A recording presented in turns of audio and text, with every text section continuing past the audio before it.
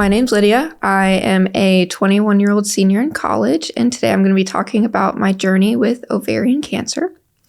So I think I'm going to start at the beginning of this year. The timeline is pretty clean. It starts in January and goes through now. So it was kind of just starting 2024 off with a bang.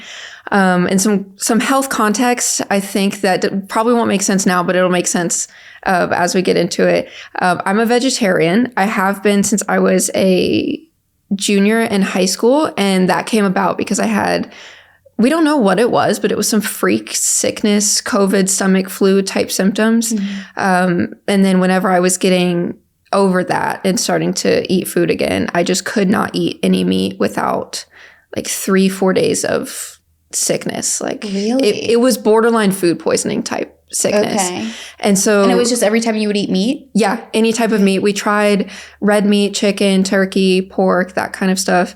And it seems like over time I've just gotten more and more sensitive to it. Like I used to keep it down. Yeah, not even like chicken broth. Anything cooked in chicken broth, soups made with chicken broth, I can't. Yeah. So it's really odd. Mm-hmm. But that is some of the, other than that, I'm healthy. I don't have any history of cancer, which is also family history of cancer, which will obviously come in this story. Otherwise healthy. I don't know, I'm a 21-year-old female. Yeah. So this kind of came out of nowhere. But so the beginning of January, the first thing that sort of set all of this off was I had accidentally eaten rice that was, like I said, made in chicken broth. So I got really sick, which usually it's 3-4 days, and then I kind of come out of it. But that time I had eaten it. I was sick for the 3 or 4 days, and then I just did not feel any better. I genuinely thought that I had food poisoning. And then around the 3-week mark, I had lost weight. I was dehydrated. Mind you, at this point, I'm still in classes. Like at no point in my story does life stop. Like there is still a full load of life to do. Like I have to graduate. I'm a student. There's things to get done. So I was like, all right, I haven't been able to go to class all week. Like, I need to go to the doctor. Antibiotics, something to clear it out. So I went to my campus health, which is usually great. But I think in this story, I'm not going to say they're the villain, but I think things would have gone differently in my story if they would have kind of stepped up and not really dismissed. You know, on a massive campus like mine, there's 30,000 students. Mm-hmm. And so it's very easy to be like, any symptom that you have, okay, you're a tired college student. Like, of course. Yes, of course you can't get through the day without taking a nap. You're a tired college student.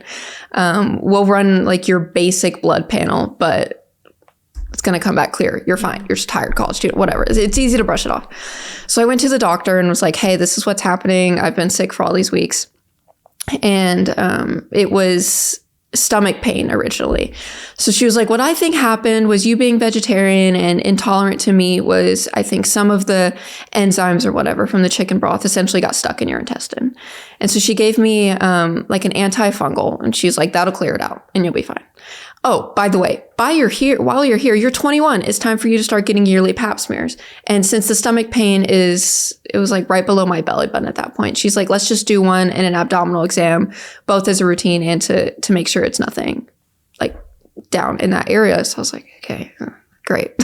So not only am I sick, but I've never had a pap smear before. Mm-hmm. And she just sprung it on me in this weird campus health doctor's office. Yeah. I was like, okay. So during this time, did you ever go to a regular doctor? It was all just like the campus doctors? The campus doctors. Okay. Mm-hmm. Even when you originally started having like the problems with the meat? So I had never been to the doctors for my meat situation because I didn't really realized that was abnormal. Got it. I never really thought about it. When I switched to vegetarian, I was like, okay, I just got to make sure to get my protein in. Yeah. And then it had been fine. So I never really had a reason to go. Yeah. And then with the sickness itself in junior year of high school, it was like, I could have gone, but at the same time I got over it, or I thought I did. So yes, I never been to a doctor for the meat intolerance before this. Okay. So she did the pap smear and the abdominal exam and everything. And she cleared me almost immediately. She's like, your ovaries seem fine. Your uterus seems fine. Your pap smear came back fine. Like antifungals, get on the road. You're a tired college student, get some sleep. So that was the end of January this year. And then in mid-April, my boyfriend came over he lives in the UK. So he's in Manchester. So he flew over for a week. And mid-April, I had been having stomach cramps the week prior. And I thought it was something like, in the beginning, it was very similar to a period cramp or like a gas pain. And so I was like, okay, whatever. Not really worrying about it. I had just eaten something, or maybe my period's coming early or something like that, whatever. So he gets there, and I was having those cramps again, and they were starting to get worse. And so my first thought was maybe it's like a kidney stone or something. I had never had kidney stones before, but my mom had had them all the time growing up. So I was like, maybe I just haven't been drinking enough water, and like my kidneys are hurting. It was still in that area, sort of right below your belly button, a little bit off to the sides. And it was on my right side. So I was like, oh no, my kidney, like this is annoying. I need to drink more water. I need to do some stretches, whatever. So he was there, and that was happening all week. He had gotten there on a Friday, I believe. And I think it was like a Monday or a Tuesday that this had started really ramping up. And it was late at night. It was about 10 or 11. The urgent care was closed. My campus health obviously was closed. And it had started getting really, really intense. I thought it was straight up kidney stone something. So I'm texting my mom like, hey, what did your kidney stones feel like? What's the vibes? What should I do from here? She was like, go to the doctor. Everything's closed. So I'm like, no. And then I got to the point where I tried to stand up from bed, and I like collapsed. It was like my legs gave out. There's, when your body gets to a certain point with the pain that it just stops. So that really scared me. So I called through my campus, we have like a 24-hour nurse line where you can't be seen, but they'll sort of give you advice if they think it's something. And so I told her what was going on, and about halfway through the phone call, this was about 20 minutes after I tried to stand up and it wouldn't. Halfway through that phone call, it just goes away. It was like it never happened. And it was like a flip of a coin. I was sitting in bed and I went to sit up, and it was just gone. Like no pain at all? No pain at all. I felt totally fine.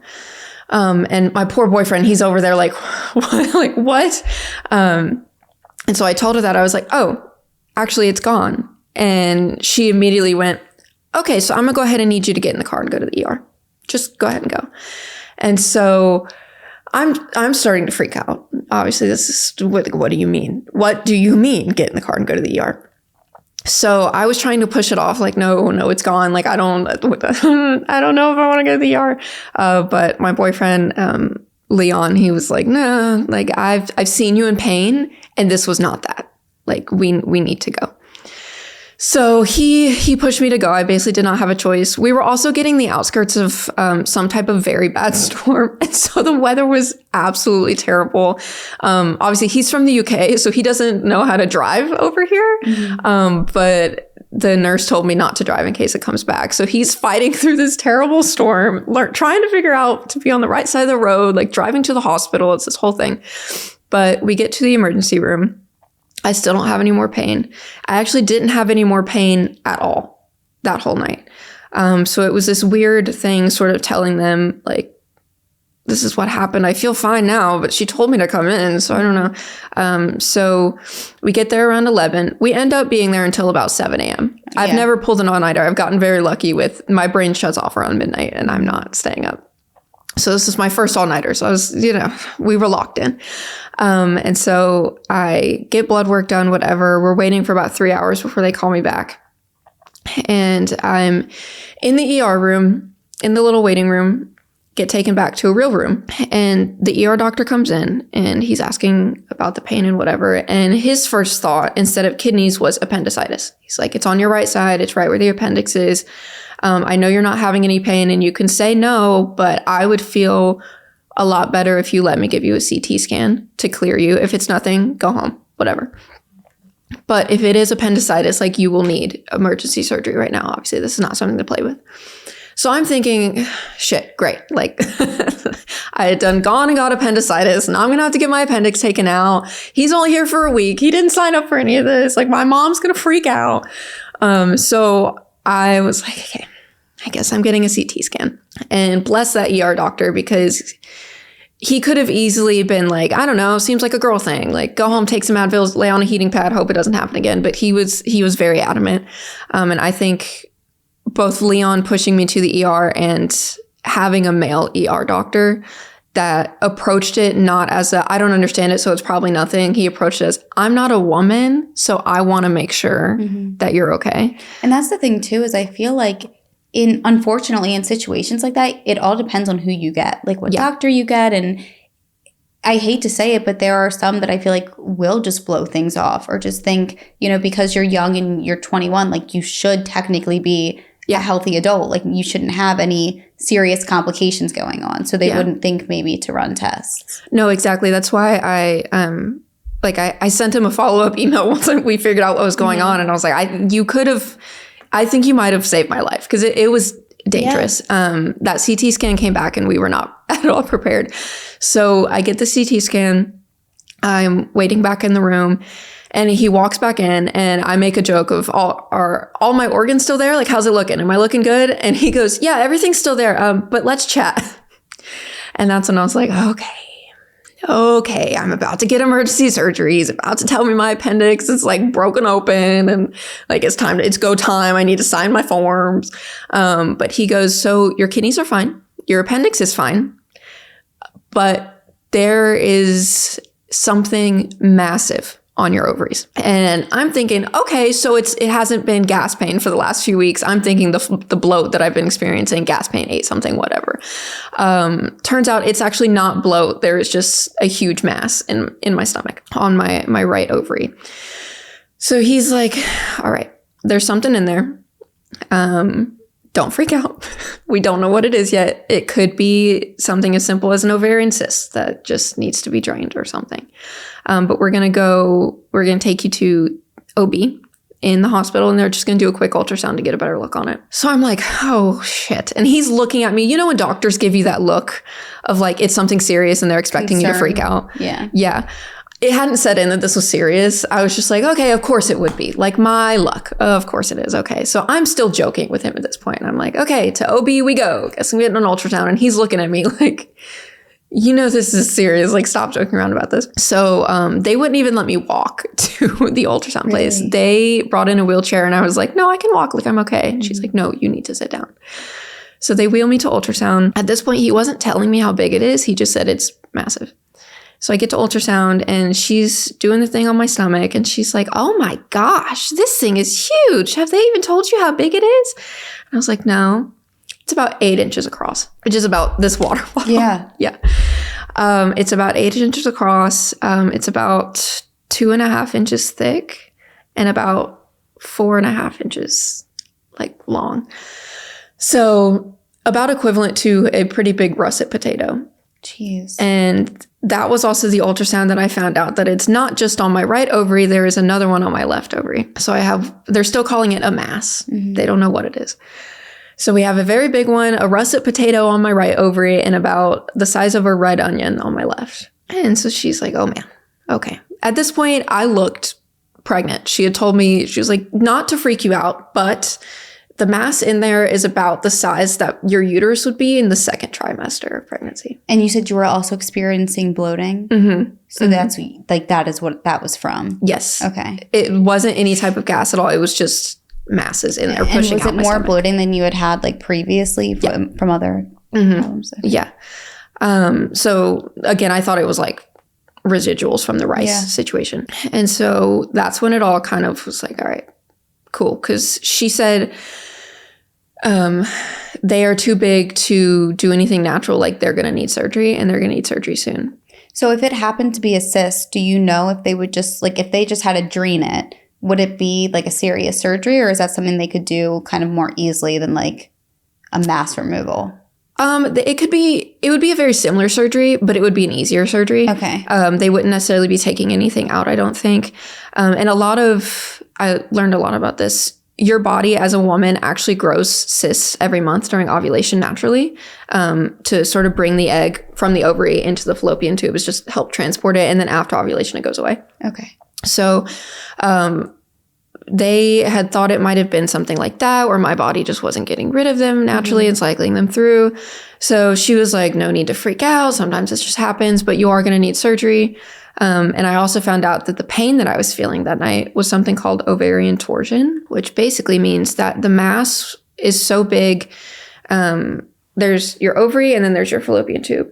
It was so big that it had flipped my fallopian tube, and basically my ovary was suffocating. And so the pain was my ovary not getting any oxygen. And then I'm assuming that when it went away, maybe it flipped back. Yeah, exactly. Okay. That's exactly what happened. And so, I mean, that was something. That was something. So we get out of the ER, and that's when I had to call my mom and tell her, you know, hey, it's not a kidney stone. I actually have giant masses on my ovaries. And, you know, poor woman, goodness. She's been a trooper. She's gone to basically every visit. I don't know how she's handled. I could not imagine having a daughter who's 21 years old and who has never had anything like this suddenly calling me on a random Wednesday morning at like 6 a.m. Yeah. And so that was mid-April.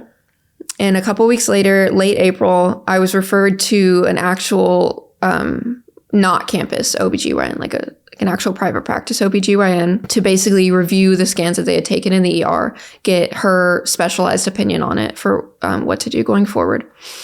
And I got there. She had me lay on the table. She didn't even have to do an abdominal exam. So the difference between a pap smear and an abdominal exam is a pap smear, they use a speculum and then they like swab everything.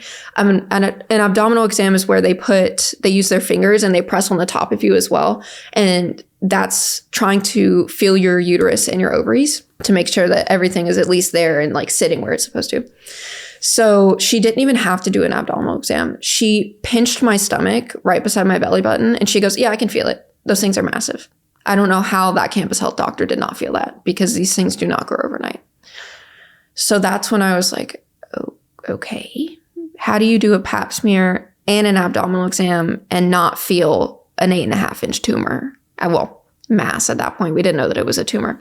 So that was frustrating to say the least. And this whole process, I feel personally, if it was caught that day at the January appointment, that it would not have gotten to where it ended up getting to. Yeah.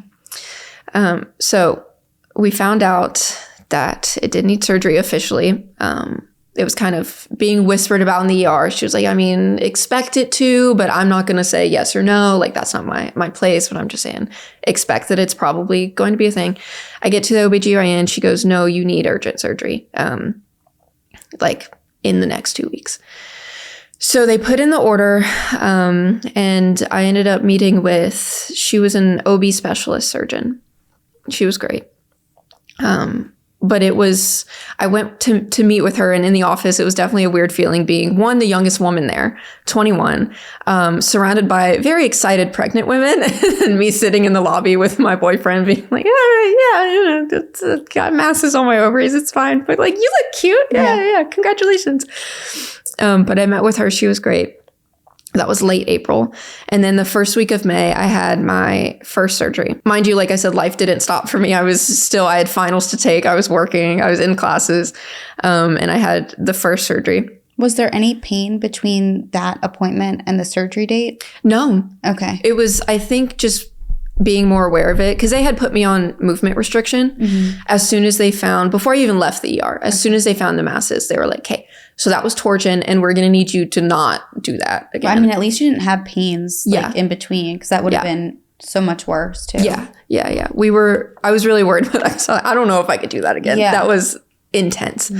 But basically they were just like, no lifting, heavy weights, no working out, no running kind of deal. Just take it easy and be aware that there are, masses inside of your body. So thankfully, no more pain before the surgery. And it was a laparoscopic surgery, so it wasn't an open abdomen, thankfully. They just put like a 1.5 inch long incision in my belly button, and then 4 more. If you kind of think about your abdomen like a rectangle with your belly button in the middle, they sliced the belly button and then the 4 corners. Okay. And so they were able to go in with like robot arms and do like a robotic surgery.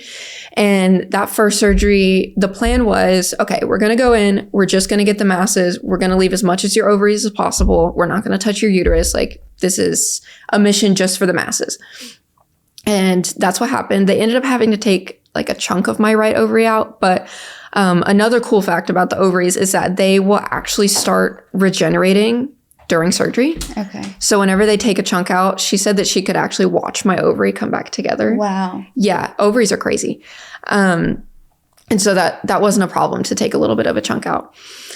And so after the first surgery, I was in recovery, and it was about a week and a half after recovery. So obviously my mom had come in for the surgery and my appointments and whatnot. My boyfriend had gone home at this point, so he was just, keeping him updated via the WhatsApp. So he's probably at this point in the UK freaking out. But he was a trooper. So my mom was in for the first week while I was recovering. Again, it was laparoscopic, so it wasn't a super intense surgery. It was just a week of downtime, and then I was able to move around again. They were trying to get me to move around as much as possible after the first 24 hours, so it wasn't bad. But she went home, and I believe it was like 9 days after my surgery. I was eating dinner on the couch. None of my roommates were home, so it was just me. And I get an email that says, like, your test results have been published to the portal. So during surgery, they take it out. They take the masses out and they send them to the lab. Basically be like, let's figure out what this is. And so I got the email that says that my test results were published. And I was like, oh, cool. Okay, let's look at what these are. They had also published pictures for me because I'm in the health field. So I was like, okay, yeah, let me see it. No, while you're in there, like, let me see it. Which was really cool. If it didn't turn out to be cancerous, it would have been like the coolest thing to see inside my own body. I feel like people don't really get to experience that very often. So I log in, I look at the photos, which are crazy, by the way. They were quite literally about like that big. They were huge. And so what it turned out to be was that it was not an ovarian cyst. They were both very large tumors, and they were borderline tumors, which meant they weren't benign, but they weren't rapid growing malignant either, which I didn't know existed. I thought it was either growing or it's not. Yeah. But apparently there is a gray area, and I landed right in the gray area. So that was a big pill to swallow alone in my living room. So you read that yourself? Like, yeah. You didn't get a call yet? No. Okay. I was able to read it. And I didn't really know what that meant at first. And I was like, okay, like tumors. People have tumors all the time that aren't cancerous. Like, whatever, they just take them out. And then I scroll down a little bit more and I see that it has been staged, which means that it is officially on the cancer scale. And that was a pill to swallow. So I'm like, oh, it was tumors. That's crazy. Oh, borderline, didn't know that existed. Oh my God, it's cancer. Okay. So again, had to call my mom, had to tell her that her baby girl has cancer, which didn't make the pill any easier to swallow, because it's one thing to know it about yourself and be like, okay, but I'm good, like I can figure it out, versus having to tell someone else. Yeah. And especially like your mom, like she doesn't, not that she doesn't want to hear that, no one wants to hear that, but like, like she's just, that was hard. I think telling my mom was harder than actually reading it myself. So that was a lot. I had finals the next week. Like it was a lot going on. So that was early May. And then until mid-July, which is when the first surgery follow-up was, it was just kind of coming to terms with, okay, this is cancerous. I am 21 years old with ovarian cancer. Like, what do you mean? I'm an otherwise healthy person. And it's like, not to mention I'm 21. Like, this doesn't happen to 21-year-olds, you know? So in between May and July, did you have any like calls or appointments with them to discuss anything? Yes. So I had like a test results follow-up where they basically just told me what I already knew. Mm-hmm. I was like, I'm not closing this webpage until I understand every word on it. So she called me and we basically talked through it, which was, I mean, I appreciate, but she also was like, I'm very confused because this doesn't happen to 21-year-olds. And it's not like I had been struggling with my ovaries previously. Like I'm an otherwise healthy human, and the pap smear and everything came back normal. So it was just felt out of the blue. Yeah. So what did they tell you, anything that like you should be doing between that May and July time, or no? No. So obviously when you get news like that, you're grasping to, okay, so what can I do right now? Yeah. Like, how can I fix this? Like, what on my end can I do to best support myself? And so I'm asking these questions, and they basically were like, there is nothing you can do. Like, just surround yourself with good vibes and just keep it pushing, which is hard to hear when doctors are like, it's out of your control.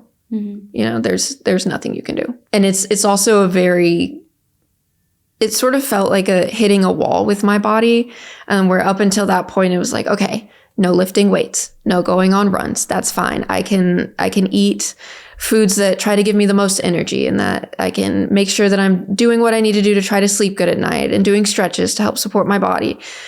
But after those phone calls where I'm asking those questions and they say that there's nothing I can do, it's like a sudden disconnect where it's no longer me in my body. It's like me and then my body. And so sort of having to accept that it's no longer, I can't, not that I'm not in control of my body, but I'm not in control of my body, you know? And then also having to accept that there's this like foreign parasite essentially growing in my body, and that there was nothing I could do about it.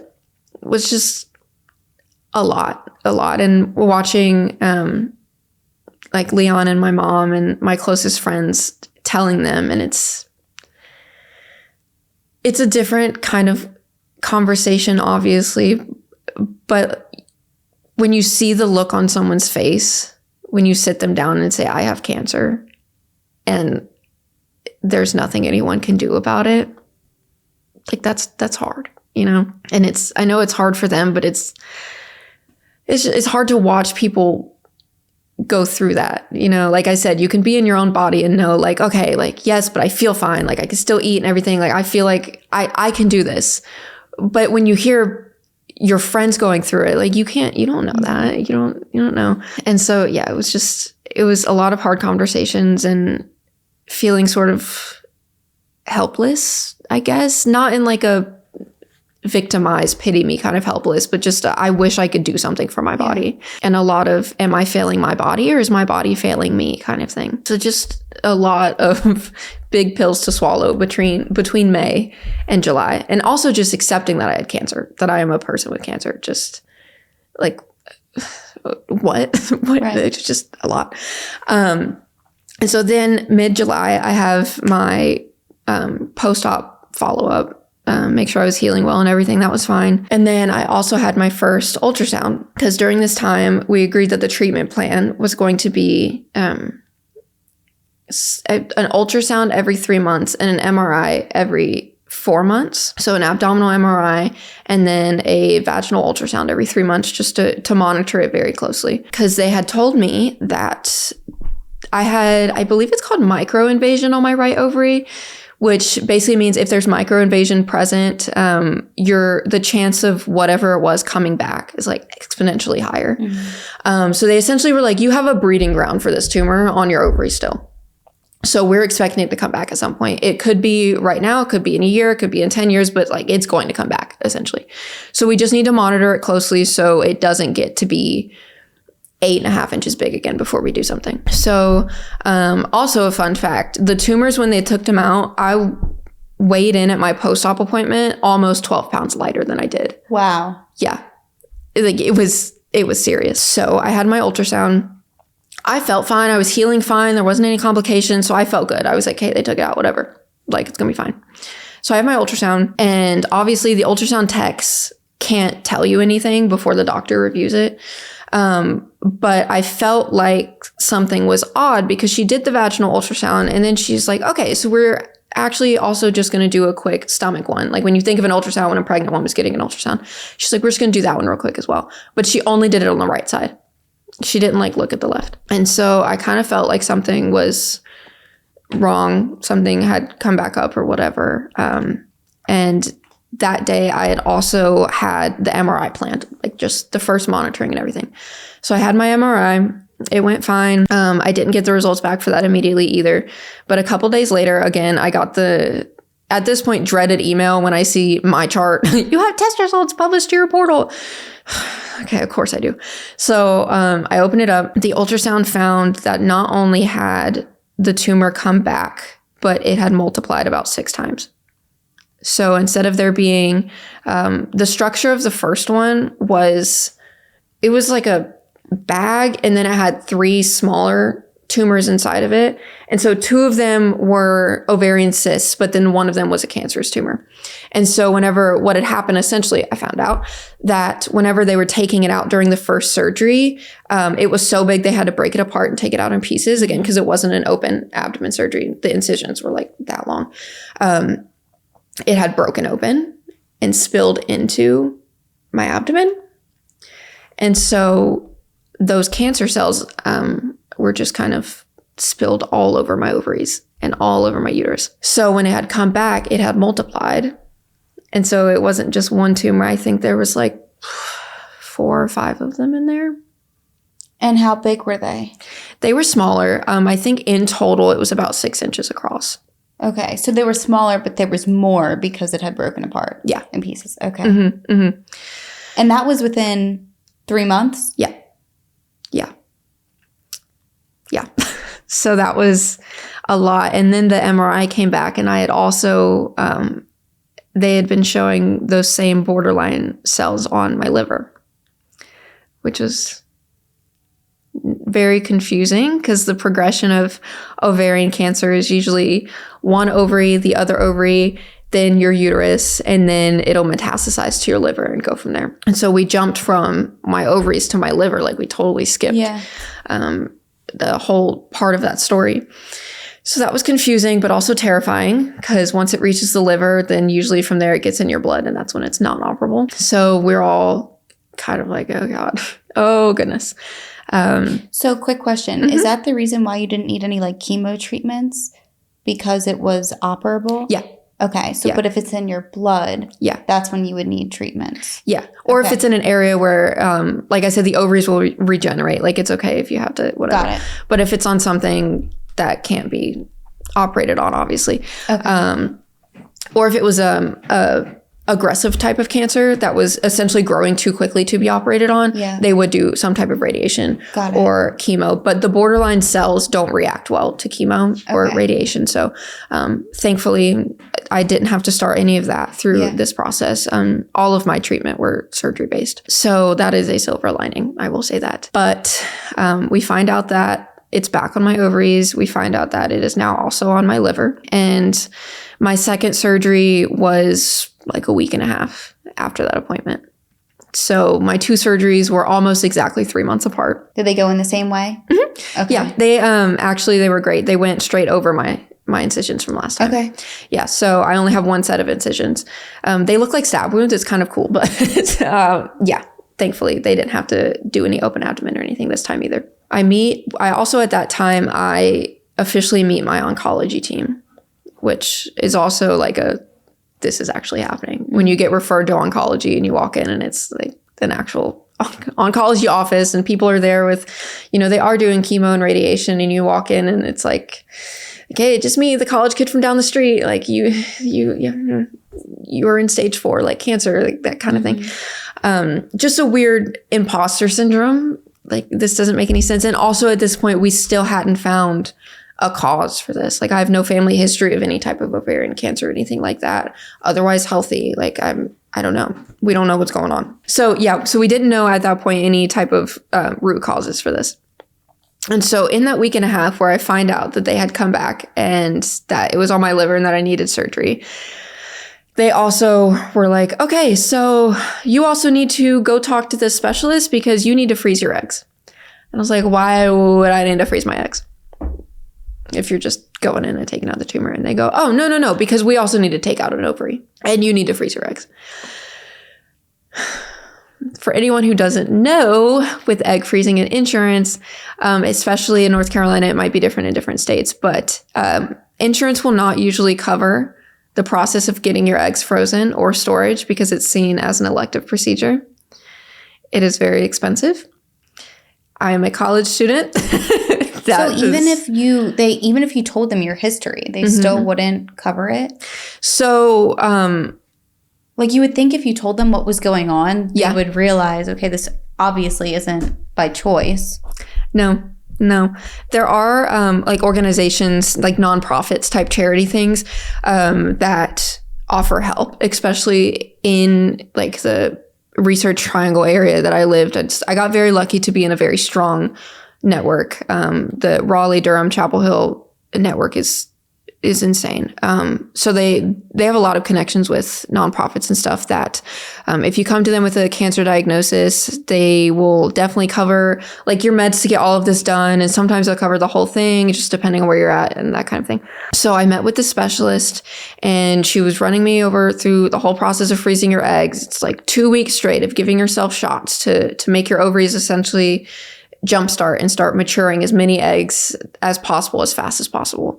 And then at the end, you have to give yourself a trigger shot that tells your ovaries to stop. And then you have to go in for this procedure that it's like quite painful. So you kind of have to be anesthetized, and they go in and they retrieve your eggs, and it's this whole thing. And you have to go to the doctors to get ultrasounds every other day during this 2-week period to make sure everything's growing. The specialist was about 40 minutes away from my house at that time. Jeez. So she's running me through this, and to her, she says this every day. She's a specialist. This is what she does. And so she's asking me these big questions like, do you want kids? Do you know how many you want kids? Are you okay with adopting? Like, are you okay with being infertile? Like, what's the thing? And I'm sitting here again. I'm 21. Like, I don't know. Mm-hmm. I don't know if I want kids. I don't know if I'm okay with adoption or surrogacy or like whatever. I don't even know if I want to freeze my eggs, because it's also expensive to store. And I also— How much is it? It's about $500 a year, depending on where you're at. And then transporting it overseas, like I'm planning to move to Europe after graduation. That's a whole different thing. And then the regulations in the country that you move to is different. It's just this whole thing. And they were like, okay, so if you want to freeze your eggs before your surgery, you need to make the decision today because your surgery is in less than 2 weeks and the process takes 2 weeks. And so I was like— that is so much to put on someone so fast. I mean, not that it's their fault, but still, it's like— Yeah. And so my mom was with me at this appointment, and I remember we just got in the car and just sat there. Like, even somebody that is older than you, though, and has time to like think of these things or has thought about these things, it's still a lot to digest and decide in one day. Yeah. Because we hadn't even fully accepted that I was about to lose an ovary, and then let alone the whole egg freezing thing. And so I kind of made the decision like, no, like I'm not freezing my eggs right now. Like this is too much. Like no. And they're only taking out one ovary. At that point, I still hadn't really accepted the fact, but they're only taking out one ovary. Like I'll still have one left kind of deal. Like I'm not spending— it would have been close to $12,000 to have this done. And no, like I got tuition to pay. Yeah. And so I chose not to, but she also explained to me the possibility of being infertile and what would happen if, worst case scenario, they get into this surgery and they have to take both. And so that was also just like a lot, because that case scenario, at this point, we didn't know if they would have to be able to save an ovary, take one, or take both. So I had to sign consent forms for all 3 possibilities before the surgery. And so if they would have had to go in and take both, that would have meant not only would I not have any eggs stored because I didn't freeze it before the surgery, but I would have had to take synthetic estrogen every single day until I turned 54. I'm 21. And so if I didn't do that, I would be sent into early menopause, which is very dangerous on a young person's body. Your bones start to deteriorate. It's terrible for your brain health. You get all these health problems from it. And so I would essentially have to be— it's the same type of process, I guess, for people transitioning from male to female, like that estrogen that they're on. I would have to be on that every single day until I turned 54. And it was safe for my body to naturally go into menopause. So it was a lot. And then also having to grapple with that possibility with an overseas move, like getting registered with the NHS and like getting medications over there and all of that. It was just a lot of possibilities to go through. Mind you, at this point, we still didn't know why this was happening. Still to this day, we actually don't know. But so we get the second surgery planned, and we also decide to, instead of do egg freezing, we decided to undergo genetic testing to try and see not only the health of my eggs if I were to freeze them in the near future, but to try and see if maybe I had some type of BRCA gene or some type of genetic mutation that I didn't have family history, but maybe some weird thing in my genetics that made me extra susceptible. Same with like maybe it's PCOS kind of thing. My doctors would basically tell me it wasn't going to be PCOS because the tumors that I had weren't affected by hormones, and they didn't they weren't affected by, and they didn't affect any hormones. Like they didn't make any hormones themselves that would throw anything off balance. But we did testing. Either way, comes back, I'm clear. They tested for 21 different genes, including all of the BRCAs, all of the ovarian stuff. I'm completely clear.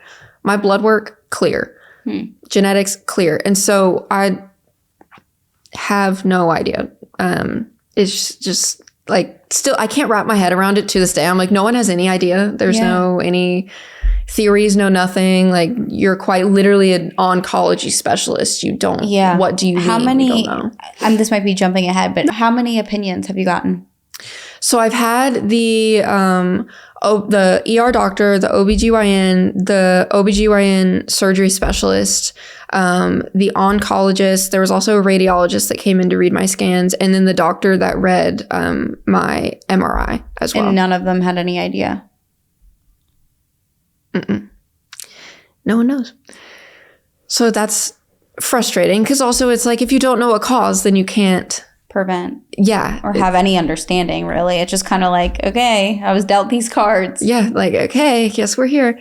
And so there's like no, not necessarily closure, but there's no comfort to find in it. Because if it's like, okay, if it turned out that I had a BRCA gene or something, it's like, hey, this sucks, but like you have an understanding. Yeah. Like an explanation of something. Yeah. And also something to tell people, like all of my friends and my mom and Leon watching me go through this and trying to support me the best they can. It's like, I can't tell them, oh, like this sucks, but here's a cause for it. We can find comfort in knowing that at least we figured it out. It's still just like going through it another day, I guess. And it's like bad news after bad news after bad news. It's just one after the other. And it's exhausting to swallow that pill by yourself. But also it's hard to, like I said, not to keep wrapping back around to it, but like watching my mom having to accept all this, watching Leon, it's like you can watch the people around you get exhausted with it as well, which just like sucks. And so we have the whole egg freezing conversation. We have the whole possibly infertile conversation. And me and my boyfriend have been together for like a year and a half, but I'm like, do you want kids? Like, let's have this conversation, I guess. Like, do you want kids? Have to. Yeah. It's like, if I come out of this infertile, like, are you going to feel differently? And it's like, I'm not trying to make you feel guilty. I'm not trying to scare you. Like, you got to be honest with me. I mean, it's a lot at once, but I think that like, in my opinion, it's a healthy conversation to have, like, regardless. And obviously, like, you're still young and you never want to make anyone feel pressured, but life throws us curveballs, and like, this is what your life threw you. So it's like, whoever is going to be with you or in your life has to understand, if that conversation has to be addressed in a way, Yeah, exactly. Yeah. And thankfully it was, a very, I don't want to say easy conversation, because the topic was difficult, but it was as easy as it could be. It was smooth. Yeah. It was calm, very nice conversation to have.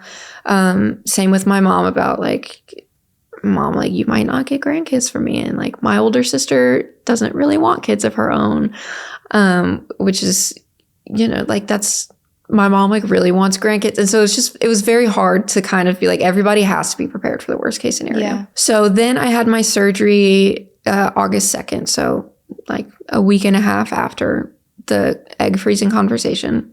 So I go into my second surgery. I'm having to sign all of these forms, basically just telling the doctors like, hey, do what you got to do. So I come out, I find out that they did take out my entire right ovary and fallopian tube, and they took out a chunk of my left ovary. So that was, I was expecting it. I was fully informed on each possibility, but I think it's a different feeling knowing that it's probably going to happen versus knowing that it's gone and there is no getting it back. And that, like, I'm going to live the rest of my life with not even one entire ovary. Well, not even that, because they're also like, it's going to come back up on your left ovary as well. Like, they said that after the surgery? They said that whenever we were planning the second surgery, whenever we were running through all of the possibilities. And so they gave me kind of the same rundown as they did for my right. Like, could be now, could be a year, could be 10 years, could be never, you know? Like, ideal possibility is that I don't have any more problems until I have as many kids as I want to have. If I choose to have a ton or choose to have none or whatever, if I get through that phase in my life and I'm okay with. So basically, during this surgery, were they more, I guess, cautious about anything kind of spilling over? Well, technically, yes. Okay. But it was sort of a different procedure. It was the same type of surgery, but instead of having to go in and try to, everything inside of your body is like wet. And so it sticks together. Yeah. And so instead of having to try to carefully peel this tumor off of your ovary without hurting your ovary and taking it out, they essentially put a bag around my ovary and fallopian tube and snipped the nerves and pulled it all out. Okay. So it was the same type of surgery, but a little bit less precise. So like the chances of what happened the first time was lower this time. A lot lower. Okay. Yes. It's kind of like throwing a net into the ocean and just taking it all back out. So thankfully there was no spilling on that one, but they did take out my fallopian tube and my ovary and part of my left ovary. And I also found out randomly that I was allergic to heparin, which they give you a heparin shot before surgery to help with blood clotting. So I guess I had an allergic reaction in surgery as well. So I just woke up feeling quite rough. But I healed fine. But I think even now, whenever I think about the fact that I only have one ovary, if I think about it too long or too hard, I kind of still get choked up about it because it's like, what do you mean? Like it's also, being a woman, I know that doesn't in any way define a woman, but it's still like, okay, I just lost a big part of what biologically makes me like a woman, and it's also as someone who now I'm actually having to think about, okay, well, do I want kids? Like actually having to confront these questions of looking into surrogacy and like looking into what does that even mean? What does that look like? Like, how do you go about doing that? Egg freezing, IVF, which, it's just kind of up in the air right now as well with everything happening. And in politics, I haven't really had to pay attention to that until now. And if I choose to stay in the States, I have to make sure that I'm moving to an area that I'm still going to be able to get that kind of care. And that's just, hopefully it doesn't come to that, but like even now, there are areas where I wouldn't be able to live if I got a job offer there or something. I wouldn't be able to go because I wouldn't be able to have access to that type of resources if I did want a family. So that's a lot to accept coming out of surgery. So that was early August. Had my follow-up, the post-op follow-up, healing fine, feeling fine. They also ended up recently testing for something called alpha-gal to sort of find a root cause for at least the meat intolerance I have. Because it was on the table where they were also like, maybe this is a GI type cancer that is spread to your ovaries. Everything is very close down there, your intestines, your ovaries, everything. And that would also explain your meat intolerance. So I was like, oh, here we go. Here we go. They wanted me to get an endoscopy and a colonoscopy. And I was like, y'all, I'm so tired. I am so tired. I think my doctors are great, but I have seen y'all way too many times right now. No. So I turned down the colonoscopy and the endoscopy because they said they could also first do a blood panel to sort of check the enzyme levels and stuff. So I opted for that and it looked fine. And we did an abdominal MRI again. And my GI tract and everything looked fine. But the things on my liver were still looking weird. So that was kind of unsettling. But so the liver was still looking odd on my second MRI. And so I had another one quite recently, actually. And thankfully, so they can't see my ovaries in an abdominal MRI. So the abdominal MRI is, I think, from like your chest down to your belly button. So they're looking at things like your stomach, your liver, your gallbladder, that kind of stuff, your kidneys.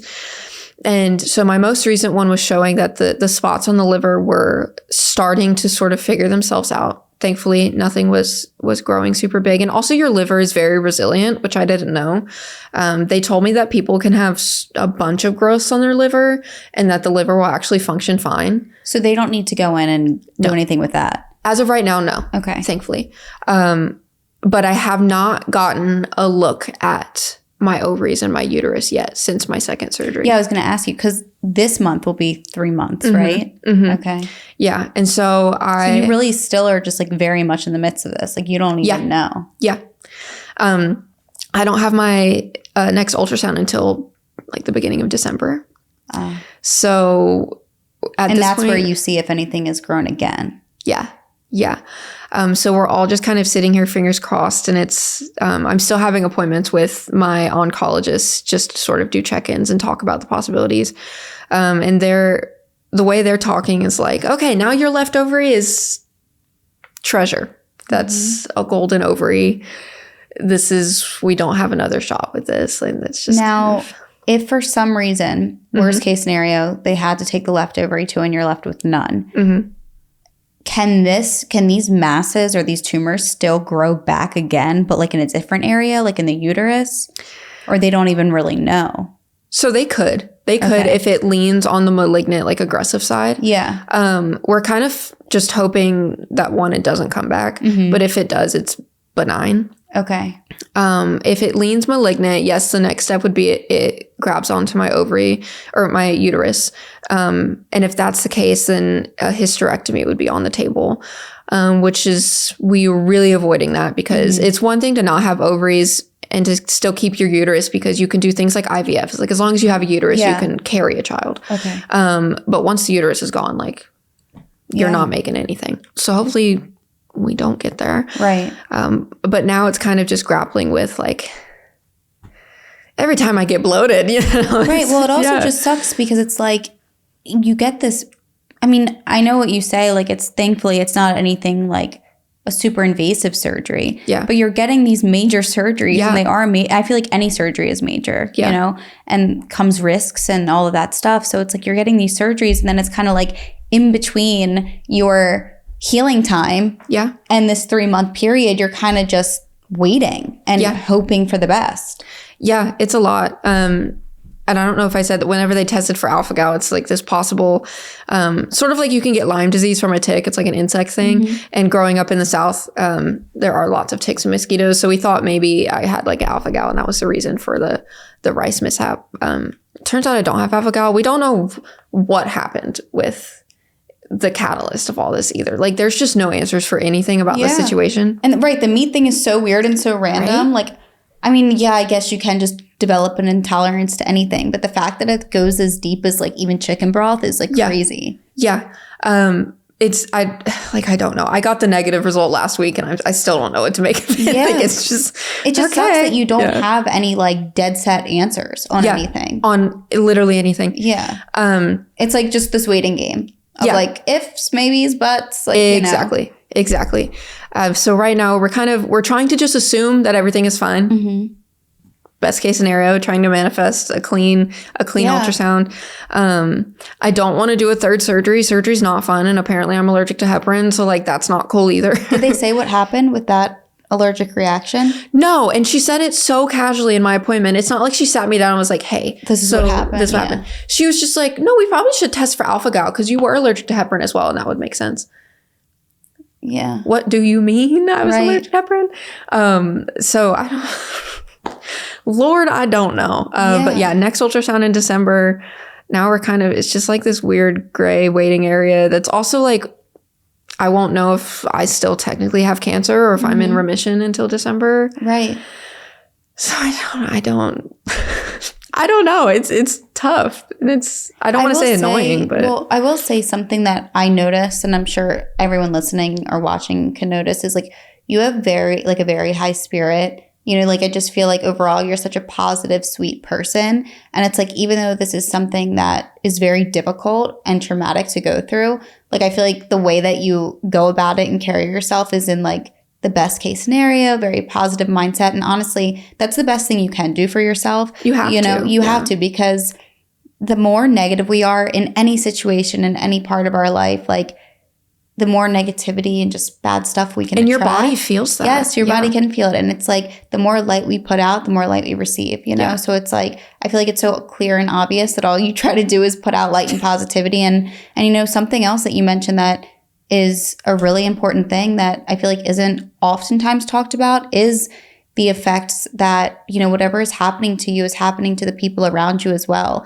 And that probably is like just as difficult, if not more, than like finding out something directly happening to you. Because like you said, I feel like not that it's ever easy, but at least we can handle things within our own, you know, time and space and alone time and within ourselves mentally. Mm-hmm. But then having to have those uncomfortable conversations with, you know, a significant other or family members, it puts a whole nother weight and burden and uncomfortability, I feel like, to a situation that you don't even realize, you know, and it's difficult and sad. It's really sad because then you're dealing with how you feel plus how somebody else feels and everything in between. Yeah, and there is no telling them like, yeah, it sucks now, but I'll be okay. Like, it's fine. Oh, we don't know. Like, we have no idea. And that was another thing having to grapple as well as the possibility of being infertile, but just generally my mortality. Like, we don't know where this can go. Mm-hmm. And while, like, yes, it was staged technically as a stage 1, like, we don't know where it's going to go in this next ultrasound. Not that I'm scared that I'm, you know, going to pass away from this or anything. The mortality rate for ovarian cancer is very low. Like, it's in terms of no cancer is good, but in terms of the type of cancer, like, this is a better one to have. So I'm not necessarily worried about that, but just there is no sucks right now, but I'm going to be okay. Like, it's fine. Yeah. Because it's like, you know, you do things like, oh, I have a stomach ache. You Google what it is. You read WebMD that it might be cancer, but you're like, nah. Quite literally the worst case scenario, like, did happen. And you said the hard conversations, friends, family, and even like this whole time life didn't stop. I was working full time over the summer. I was working a job. I was doing research. I was having to tell my professors about this because I'd be out for a week and a half from surgery. Like, yeah, I was going to ask you, did you ever tell the college campus nurse, doctor person? Yes, Campus Health reached out to me. The specific doctor, I haven't heard from her. Okay. But the nurse line, like they get a notification that someone called the nurse line and what it was about. Okay. And so the nurse line followed up with me like, hey, did you end up getting seen? Like, are you okay?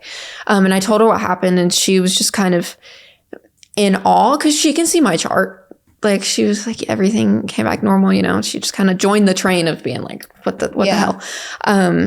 But in terms of the campus itself, haven't heard anything. Mm-hmm. Not that they owe me an apology. I don't think so. But at least like check in. Mm-hmm. No, which is like fine because I did get very lucky with the team that I've ended up with. Like, I don't feel unsupported by in any means. But yeah, just kind of a lot of having to accept that this is actually happening to me, and like you said, trying to stay positive. It's a lot. My the surgeon that did my first surgery, the oncologist surgeon, I talked to her a couple months ago. I had an appointment with her with my mom, and she walked in to debrief the second set of scans. So when everything came back, and I've never seen a doctor cry, especially in an appointment. But she just kind of stood there and was like, "You need to be meaner. Like, this stuff doesn't happen to people who are mean, you know, like it's always the good people." And she like broke down and started crying. And, you know, of course that made my mom cry and then that made me cry. And it was just, it's a lot, but you're right. It is important to be positive and just sort of, it might be happening to you, but I can't do anything about it. Like, there's quite literally nothing I can do about it right now. And I was going to say too, you know, I always say episodes like this are important because I think it reminds people how important it is to speak up and to do your best at all times to get answers. Yeah. Because like we were saying before, I feel like unfortunately it is so common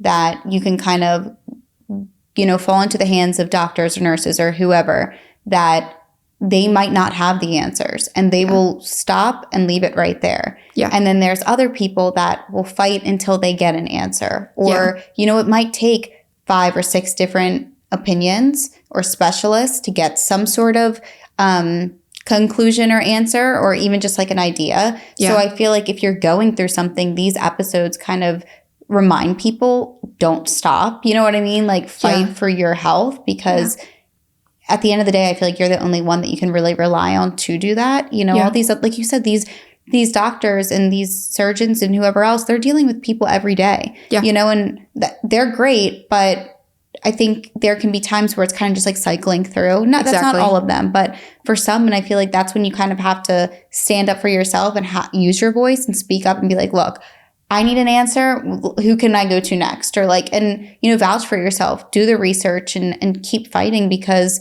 you know, having an answer or figuring something out can give a lot of clarity. It might not fix a situation, but it can give clarity. Yeah. That was, I totally agree. I think it's so important to advocate for yourself and to not brush things off, because this may have been a worst case scenario, but at the same time, like, I talk to Leon and my mom about this all the time. Like, if he hadn't pushed me to go to the ER, and if that ER doctor hadn't taken me seriously or had just brushed it off, because I was willing and ready to just go home and take Advil. Yeah. Like, they, in a lot of ways, they could have possibly saved my life that night. Like, yeah. And you need to trust your body. Like, if you're feeling, you can feel it. Yeah, like if you feel like something is not wrong, like kind of like how you said your boyfriend was like, no, I've seen you in pain. Like, this was different. You have to trust yourself. And if you feel like, all right, something's off, even if something for some reason a pain goes away, it's just worth it to be safe, like on the safer side, because you just don't know. Yeah, and it's something that you can't see. Like, you feel it, but you can't see it. You can't like look down and be like, oh, I have a bruise. That's why. Yeah, exactly. You kind of have to just like be on the safer side and get checked out. Exactly. And yeah, like even now, even you said finding an answer doesn't mean it's going to fix it. But like even me sitting here right now, I can feel that something is not right in my body. I can feel that there's something wrong, but mentally I'm so much more at peace with that feeling now, knowing that, yeah, it may be cancer, but at least I know what it is. Yeah. Like, yeah, I can be as frustrated as I want to with the extreme fatigue and with the feeling like I have vitamin deficiencies and my nutritional stuff and the aches and pains that I get every now and then and all of that. But there is a piece that comes with at least having an answer. Mm-hmm. We might not know what caused it, but at least I know what it is right now. Right. Which, you know, I don't want to say I'm thankful for it, but like, yeah. Do you like do any updates or anything like online or with any social media stuff? I do sometimes whenever I feel like I have something to update. I need to get better at it because I'm also very much like, okay, well, all I did was go and got blood work done. Like, I guess no one wants to hear about that. No, because I know that when I post this, like, especially too, because people are going to want to know and like keep up with you. I feel like with your whole process with all of this, and also too, obviously, if somebody has gone through something similar and knows somebody, I feel like it's important. So if you do decide to kind of like keep updates with that kind of stuff, feel free I can I mean, at least update me. No, yeah, of course. What I can do, I can give you my Instagram, and I usually keep it on private, but I have no problem opening it up to public, at least until this whole thing seems to even out a little bit. But they're more than welcome. Yeah, because I feel like even right now, like obviously, like we said, you're still very much in the middle of things. Like, it's so recent. I mean, it hasn't even been a full year, right? No. With all that. Yeah, that's crazy. No. And honestly, like that, I always say this to all my guests, like obviously every single person that comes on the show should be proud of themselves and everything in between. And I'm so grateful for everybody that comes on. But with all of this happening within the last year to you, and it hasn't even been a year, like the fact that you're so willing to be open and vulnerable, like obviously everybody deals with things differently, heals differently, and everything in between. But, you know, for you to digest something like that and be willing to come and speak about it so soon, that says a lot about your strength and positivity, like I mentioned, as a person. Like, that's not an easy thing to do. You're gonna like make me cry right now. Oh, I'm sorry. No, it's okay. Like, that's so sweet. No, but it's true. So like, a lot of people wouldn't be able to do that. Yeah. I don't know. I know that oh my God.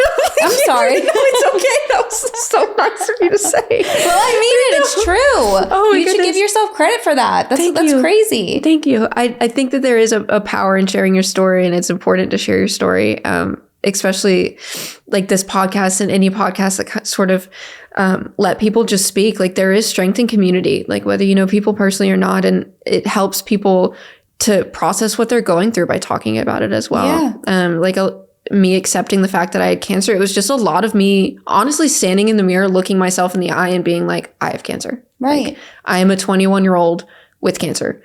I am quite literally I'm a first generation college student, so I don't know what I'm doing. Like, I'm in college, I have to graduate, figure out grad school. I'm working a job. Like, I'm paying for my own school.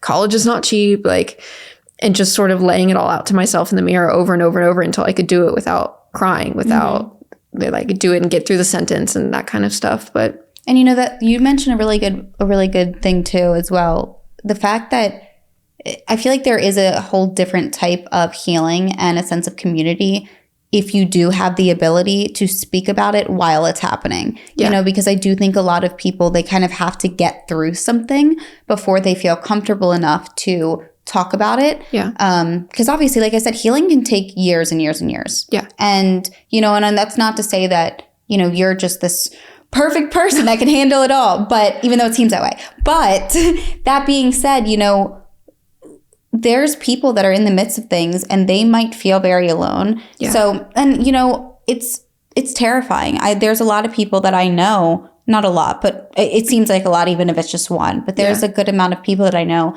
that are very young girls or young kids that have gotten cancer, got diagnosed with cancer. And it's terrifying. And it's something that doesn't happen, you know, frequently per se. Yeah, it's isolating. I'm sure it's very isolating, you know, and I think having someone, even though, like you mentioned, like there's so many different types of cancer and the rate of you, what is it considered? I don't want to use the wrong term. Like the mortality rate? Yeah. Like the mortality rate is super low. Yeah. Is that what it'd be? Yeah. So, you know, even though that it might be different than somebody's that's diagnosed with a different type of cancer, there is a sense of community and being able to talk to people that are going through something very similar as you. You know, because even if it's just online, it's better than feeling isolated or like there's no one else or like, oh, this is so rare. I can't really find anybody to talk to, or there's no videos about this. You know, it's just something that's like, oh, it's so rare. It's so unheard of. It's so easy for people to say that and then not realize that having a community or people to talk to that are your age,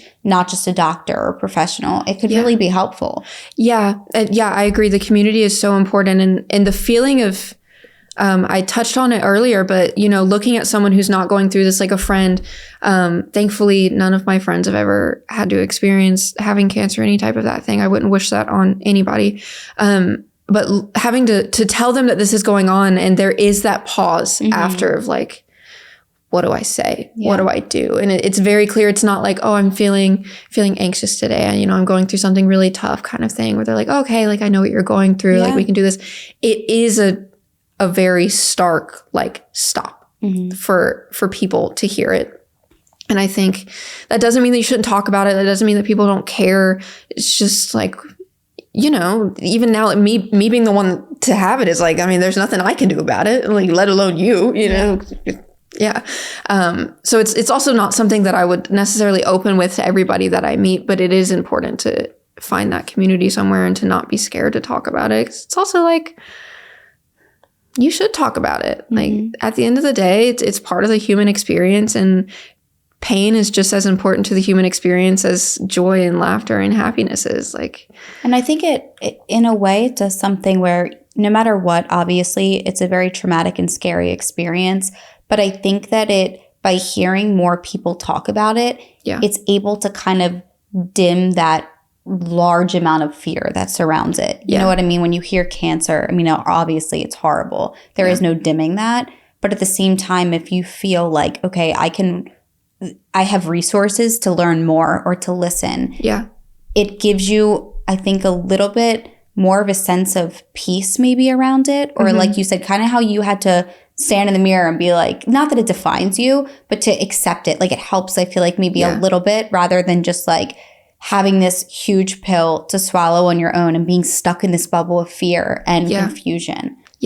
No, exactly. It's important to accept it as a part of your story, but not to accept it as it being you. Yeah, you know or like it's the end all be all. Like, because it's not. No. It's not.